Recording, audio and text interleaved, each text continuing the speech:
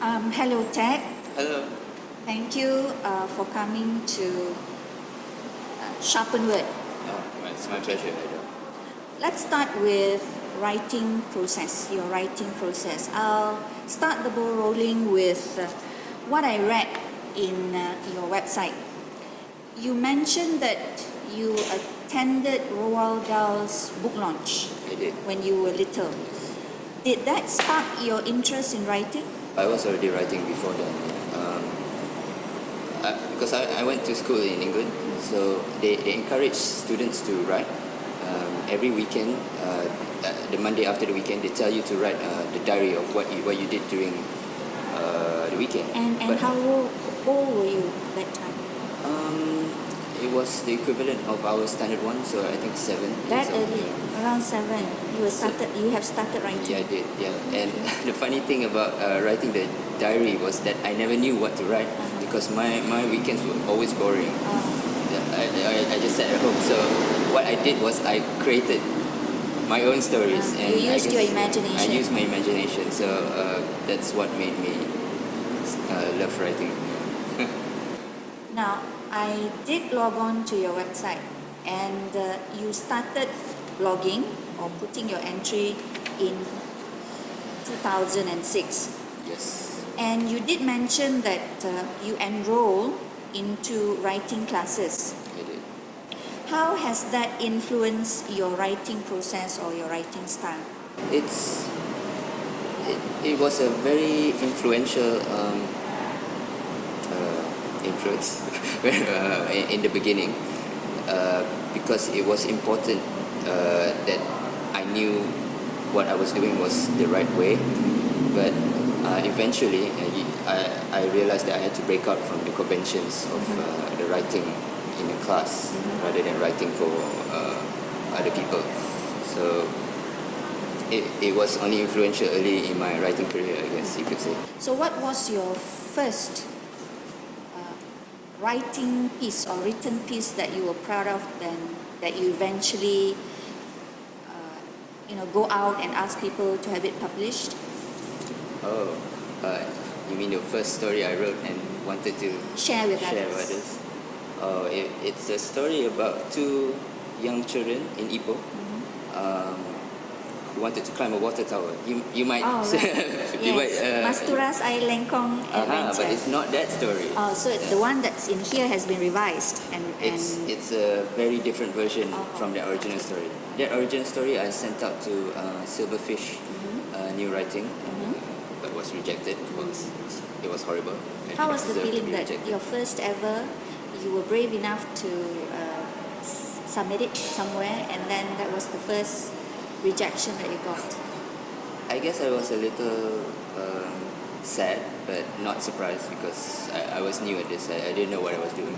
Yeah, so it's fine. Fast forward to now. You have attended a number of literary communities. You said you've met local writing communities, both Malay and English. What kind of energy or development do you see in these communities? Oh, we have a very vibrant writing community here. The English writing community and the Malay writing community, they have a different kind of energy, but both of them are very energized to write. The English writing one is a little more competitive, I feel, because a lot of them are actually submitting to overseas publications, and it's a very, very difficult market to penetrate. So there's this very high level of rivalry there. And the Malay writing community? The Malay writing community, it's not as competitive, but we're all kind of we kind of encourage each other to write. Yeah, like when you finish a story, it's like, yeah, that's good. Like let's submit it. So you support each other. We support each other. How do you support each other if you become a member of that community? In what ways do you support each other in your efforts in writing? Well, we usually read each other's stories and we give critiques, what we think is good, what we think is bad, what doesn't work. So it's good to be part of a literary community. It is. I feel it is. Rather than going into it like a lone wolf. I think it's better when you're with friends. But I feel it's lucky today because there are movements supporting budding writers such as you. And it's easier nowadays because of social media. Yes. Because when I started out, there was only blogging. Yeah. Now, can you talk about your depressing years? You mentioned in your website that from 2009 up to 2013, those years were depressing.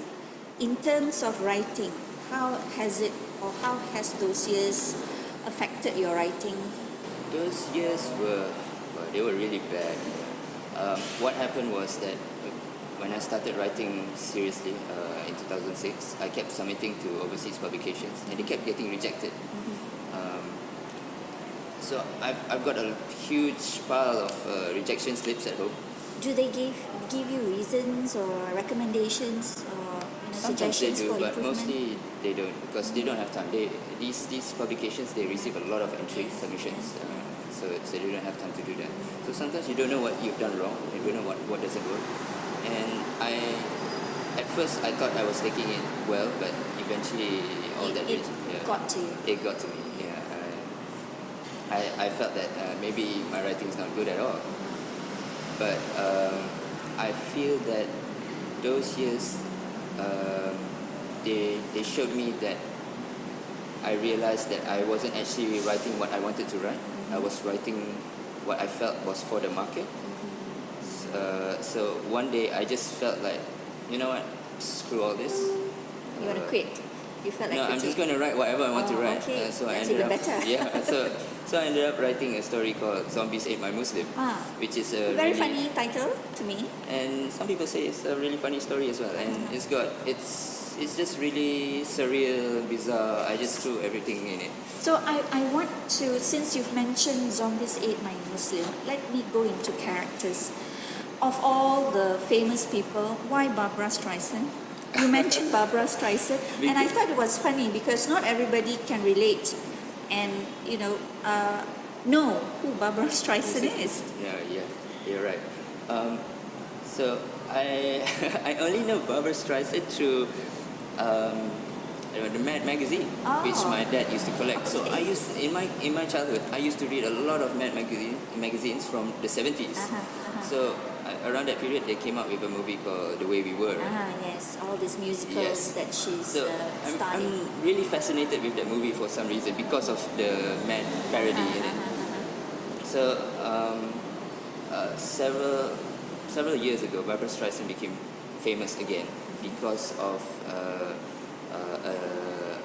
a joke that made fun of her in a cartoon called South Park. You may have heard of it. And Barbra Streisand took offense and she sued the creators.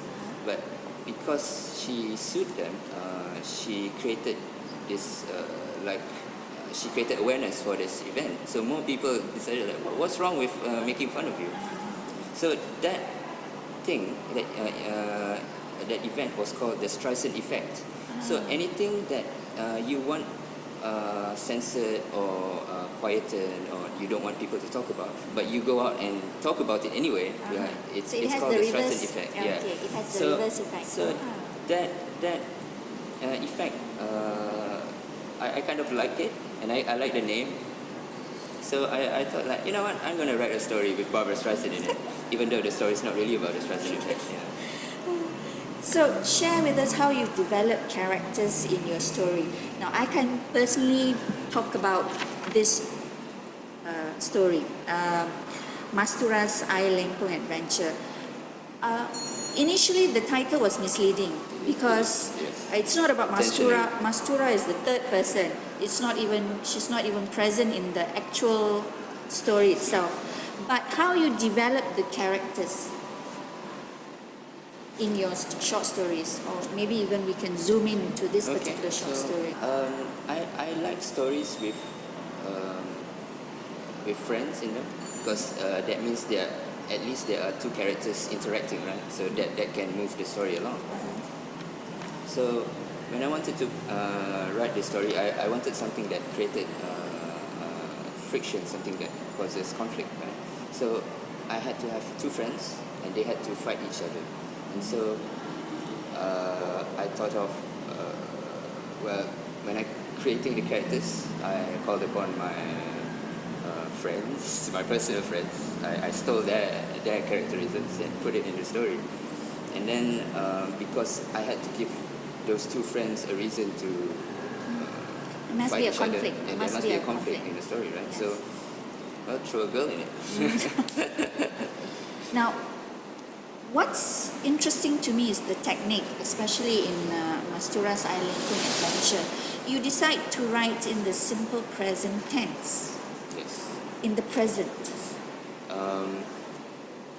That's because of the story. If it wouldn't work in any other tense because of what happens in the end. And at the end was a bit unexpected Yes. because you never thought there was a twist at the end, just like some famous short stories I've read so far. Now, what led you to write sci-fi or even this new subgenre cyberpunk? Cyberpunk is not really new. It's actually, some people would say it's out of date. Oh, Yeah. so I'm out of date. But I like science fiction because I grew up with science fiction. And my favorite subgenre is of course cyberpunk, because cyberpunk usually centers upon technology and how people interact with technology. And even my daily job as well, it's about technology. I'm a technical writer, yes. So it's natural for me to gravitate towards cyberpunk. So is it because of cyberpunk and sci-fi, you've got interesting choice of words when it comes to your titles? The dangers of growing air-cooled Volkswagen in your backyard. That's quite long and very eye-catching. Even the secret operation in the matriarch's kitchen. How do you decide when it comes to titles? In terms of titles, I'm a little influenced by Haruki Murakami, because his short stories have somewhat interesting titles. And they always make you question, like, oh, what's this story about? And then you read the story, oh, it's only tangentially related. And I guess another influence would be the Pet Shop Boys. I'm a huge fan of them. They're an old pop band. Yes, I know. During their time as well. Also slightly showing my age Yes. here. They also have very, very long titles for their songs, Yes. and they're quite interesting, and I guess that rubs off on me. You did mention you've got a secret project due in 2017. Can you shed some light with us or what that project might be? Okay, it's I guess I could say that it's a novel, and it's in Malay, and it's at the time I wrote about that, it would have been my first published Malay writing, but that's no longer true, because I actually wrote a short story in Malay in January, and it's going to be published in early March. Do you find it easy writing in both languages? Two languages, I actually Malay find and it very English? difficult writing in Malay, but I have, because I'm in both communities, right? And I have several Malay friends who keep pushing me to write in Malay because they like my English writing. And I said, okay, well, I'll try. Why not? So, well, good luck in that. Now, another aspect in your writing is you do book reviews. Yes. So how do you tell us how you got into book reviewing? Oh, okay. But so it started with wanting to share what I thought about certain books that I've read. In fact, one of my early blogs was actually just a book blog where I shared my thoughts on books that I've read, and I was writing all these book reviews, and Sharon Barker, one of the big icons in the local literary scene, she said that, oh, you're actually good enough to be published in the Star, why don't you give them a go? So she gave me a contact, and I said, like, okay, I'll try emailing this book review. I tried several times. They didn't respond. Eventually I wrote a book review of, I don't remember what book was it, but it was a somewhat recent book, So they don't give you the title, you decide which book you want to. Only that. Only the beginning. Only the beginning. So and they saw that this was a recent title. So okay, we'll publish this, and then that got the attention of Kinokuniya and MPH, and they gave me some books. Hey, would you review this for the Star? And that got me reviewing this. So, do you, as a writer, is it easy to review other people, knowing that they can also review your book or your work? Yes.